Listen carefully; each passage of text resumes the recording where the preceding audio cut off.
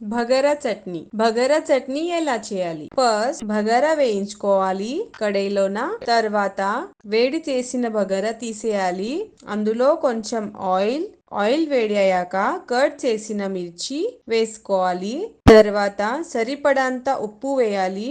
మిర్చి వేగాక నీళ్లు పోసుకోవాలి. నీళ్లు పోసుకున్నాక మూత పెట్టి మగ్గనివ్వాలి. సెకండ్, చట్నీ కోసం కావలసిన పదార్థాలు: మిర్చి 8-10 అంతా తీసుకోవాలి, మిక్సీలో వేయాలి. హాఫ్ స్పూన్ సాల్ట్, సరిపడంత పల్లీలు 5-6 స్పూన్ మిక్సీ పట్టుకోవాలి మెత్తగా. స్టవ్ పైన మరుగుతున్న నీళ్ళల్లో బగారా వేయాలి. వేసి మంచిగా కలుపుకోవాలి. స్టవ్ మీడియం ఫ్లేమ్ లో సన్నగా పెట్టి 8-10 మినిట్స్ వదిలేయాలి. తర్వాత 8 మినిట్స్ అయ్యాక ఒకసారి కలుపుకోవాలి. బగారా కలుపుకున్నాక 2-3 మినిట్స్ వదిలేయాలి. మిక్సీ పట్టిన పేస్ట్ నీళ్ళల్లో కలుపుకోవాలి. గడ్డలు లేకుండా మంచిగా మిక్స్ చేయాలి. మిక్స్ చేశాక స్టవ్ పైన పెట్టి మగ్గనివ్వాలి. బగారా స్టవ్ ఆఫ్ చేయాలి. బగారా చట్నీ రెడీ.